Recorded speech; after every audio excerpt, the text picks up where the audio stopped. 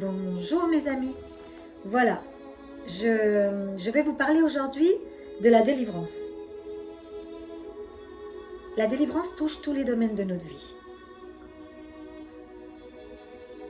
Et vous voyez, je vous lis la revue de la pasteure Sandra Duby de l'église Gospel Center Annecy, parce que c'est dans cette revue que vous pouvez acheter sur Amazon, c'est vraiment des trésors cachés.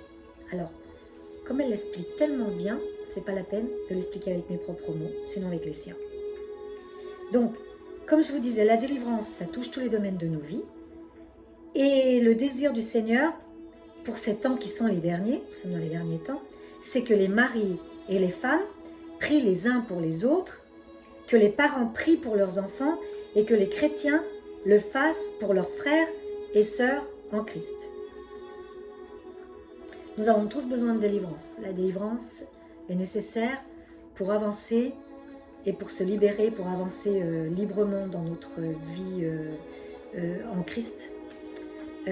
Pour avoir une délivrance, souvent il est important de retourner dans le passé et de trouver une personne mature en Christ, des pasteurs, voilà, des sœurs et des frères en Christ, des parents qui peuvent nous écouter, où ils peuvent nous écouter et où celui qui a besoin de délivrance puisse parler de son passé dans le calme et qu'il puisse tout sortir, parce que c'est comme un nettoyage. C'est comme le nettoyage commence à nettoyer les tiroirs qu'on n'a pas ouverts pendant des années. Et bien, il faut tout sortir, il faut tout revoir, et c'est là le travail qui est fait avec le divin, qui est notre Père, son Fils et le Saint-Esprit. Donc on fait ce travail avec lui et on se met en accord avec eux, parce que c'est eux qui vont nous dévoiler et qui vont nous dire tout ce qu'on a besoin, tout ce qui a besoin d'être délivré, tout ce qui a besoin d'être soigné, tout ce qui a besoin d'être parlé, parce que des fois la délivrance c'est aussi le parler, comprendre, et ça nous libère aussi, le fait d'en parler, de renoncer à toutes ces douleurs qu'on ne se rappelait plus, qui étaient cachées. C'est des grandes libérations. C'est des grandes libérations.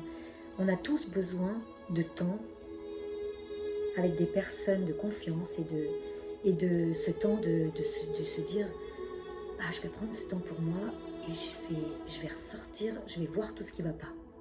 Voilà. Dans la parole, Malachie 4, chapitre 4, versets 5 et 6. Voici ce qui est dit. Voici, je vous enverrai Élie le prophète, avant que le jour de l'Éternel arrive. Ce jour grand et redoutable, il ramènera le cœur des pères à leurs enfants et le cœur des enfants à leurs pères, de peur que je ne vienne frapper le pays d'interdit. Dans les derniers temps, il va y avoir des restaurations. Les enfants, les ados vont retourner vers leurs parents, et les parents, le cœur des enfants vont retourner vers leurs parents, le cœur des enfants, des parents vont retourner vers leurs enfants. C'est une prophétie et c'est dans la fin des temps, donc c'est maintenant, c'est le temps de chérir nos familles, de reprendre contact avec nos enfants. C'est le temps d'essayer de prendre des moments en famille précieux, et de commencer à travailler pour la restauration de nos familles. C'est un temps que Dieu nous demande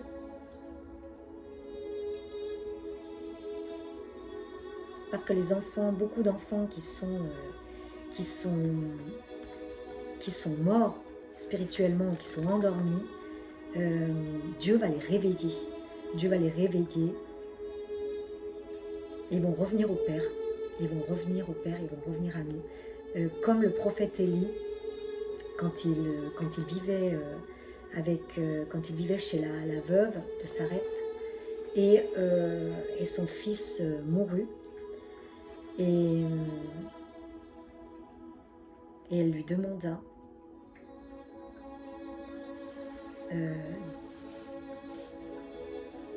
de le ramener à elle parce que voilà, parce qu'il avait perdu la vie en fait.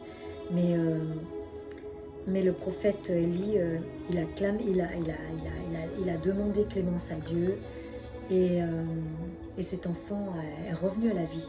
Donc c'est pour ça qu'on dit je vous enverrai Élie le prophète avant que le jour d'Éternel aille. Il ramènera le cœur des pères à leurs enfants. Pareil que le prophète, il a ramené cet enfant à sa mère. Il a ramené cet enfant à la vie, mais c'est aussi une prophétie qui annonce que nos enfants qui sont aussi spirituellement morts vont revenir à la vie. Et nous sommes dans ces derniers temps. Voilà mes amis. Je vais refaire une autre vidéo qui continuera sur la délivrance. Pour cette vidéo,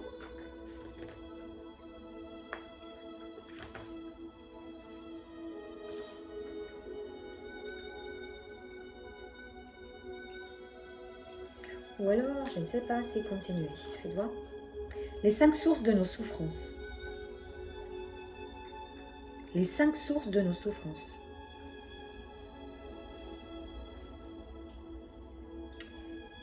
Je vais continuer. Certaines personnes pensent que Dieu est à l'origine de tout le mal tout le mal qui nous arrive. Pour différentes raisons. Les guerres, les catastrophes naturelles, les maladies. N'oublions pas que les stratégies ultimes de l'ennemi est de nous séparer de notre Créateur et de son amour. C'est pourquoi il fera tout ce qui est en son pouvoir pour nous faire croire que Dieu est l'auteur du mal et qu'il nous fait. L'ennemi, il va nous faire croire ça dans les derniers temps, avec ces guerres, ces catastrophes naturelles, toutes ces maladies qu'il y a. Voilà. Quels peuvent être nos différents agresseurs? De nombreux psychologues ont essayé de comprendre et même de maîtriser cette nature qui est la nôtre. Mais il est important de se rendre à l'évidence qu'il n'y a souvent aucune raison logique à certains de nos comportements ou décisions. Pour vaincre cette nature, nous devons rester humbles, honnêtes et responsables. Dans la lettre à Jacques, chapitre 5, verset 16, nous avertit comme ceci. Confessez donc vos péchés les uns aux autres afin que vous soyez guéris. Beaucoup de personnes confondent les causes de nos souffrances avec leur but. Il faut savoir que Dieu n'est pas la cause de nos souffrances, mais qu'il veut l'utiliser pour nous perfectionner, nous discipliner et même nous tester. Et il le fait toujours parce qu'il nous aime. Tout ce que Dieu fait, c'est pour qu'on soit plus mature et qu'on puisse vraiment rentrer dans notre propos, en fait, dans la mission que Dieu nous a envoyée sur terre. Donc il va nous former, même si ça va coûter des années et des années et des années de formation. Les autres. Je vais vous dire, là ils disent les 5 sources de nos souffrances. Les autres. 1. Nous-mêmes. 2. L'ennemi. 3. Un monde déchu. 4. Notre nature charnelle. 5. Les autres peuvent nous blesser. Personne n'est à l'abri des offenses et ce, dès notre plus tendre enfance. L'abus et la négligence des enfants est un vrai problème dans notre pays comme dans le monde. Des jeunes filles comme des jeunes hommes sont vendus comme esclaves sexuels. Les abus en tout genre sont constamment dans les médias et la violence dans les écoles commence à atteindre des proportions effrayantes. Nous devons faire très attention et dès le très jeune âge, dire à nos enfants de toujours nous raconter si quelqu'un veut essayer de les caresser, veut essayer de les toucher, parce que c'est pas bien, ça se fait pas. Il ne doit pas se laisser faire. Depuis très très petit, il faut lui dire, dès qu'il commence à aller à l'école.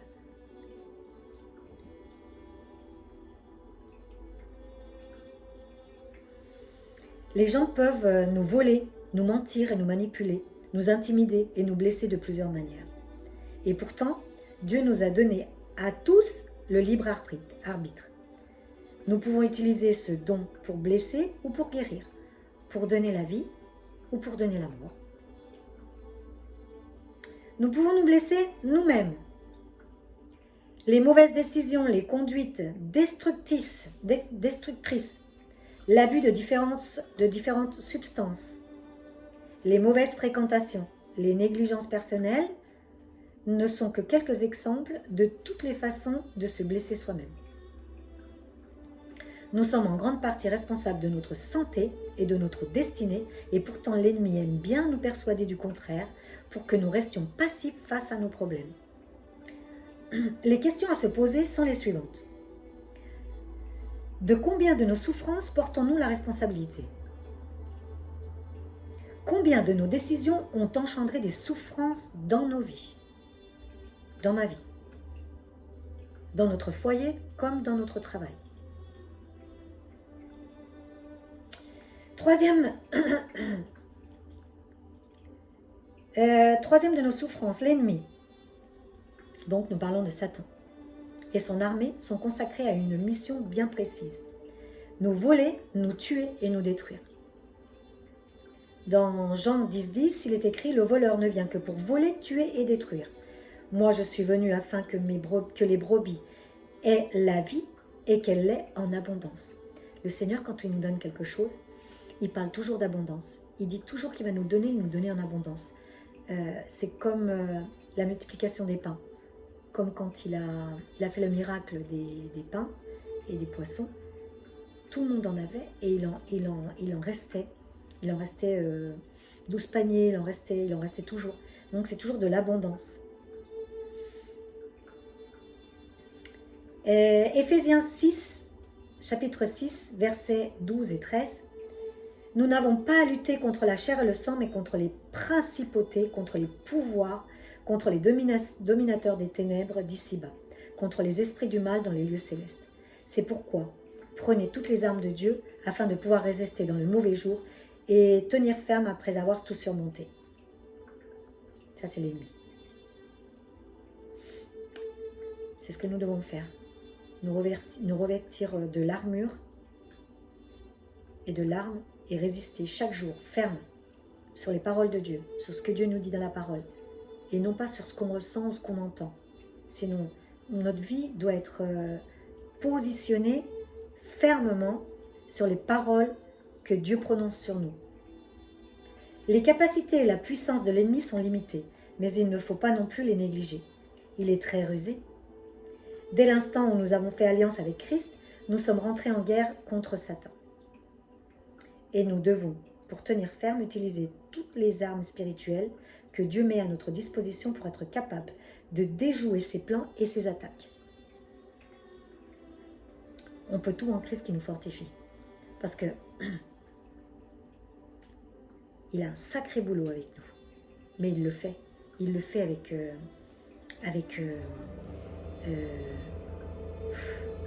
comment je dirais, avec excellence, quoi. Il nous transforme avec les années d'une manière incroyable. Ensuite, l'ennemi aussi, dans Éphésiens 6, chapitre 13, versets 13 et 19, il est écrit « C'est pourquoi prenez toutes les armes de Dieu afin de pouvoir résister dans le mauvais jour et tenir ferme après avoir tout surmonté. Tenez donc ferme, ayez à vos reins la vérité pour ceinture, revêtez la cuirasse de la justice, mettez pour chaussure à vos pieds le zèle qui donne l'évangile de paix. Prenez par-dessus tout cela le bouclier de la foi avec lequel vous pouvez éteindre tous les traits enflammés du malin. Prenez aussi le casque du salut, l'épée de l'esprit qui est la parole de Dieu.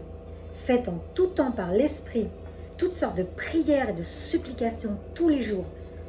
Veuillez à cela avec une entière persévérance et priez pour tous les saints. Tout est écrit, tout est inscrit dans la parole. Nous avons tout ce qu'il nous faut pour résister à l'ennemi. Résiste-lui et il partira parce que tu lui résistes au nom de Jésus. Nous avons la victoire sur tous nos domaines. Finances, travail, santé, nous avons la victoire en Jésus-Christ. Nous vivons dans un monde déchu. Ça, c'est la quatrième de la source de nos souffrances. Nous vivons dans un monde déchu. Donc, il y a la maladie, la pollution, les catastrophes naturelles font partie des conséquences de la chute. Celle qui a eu lieu dans le jardin d'Éden à l'origine du monde. La conséquence de la chute. Et ensuite, nous avons notre cinquième souffrance, notre nature charnelle, notre corps. Cette nature qui est la nôtre fait aussi partie des conséquences de la chute.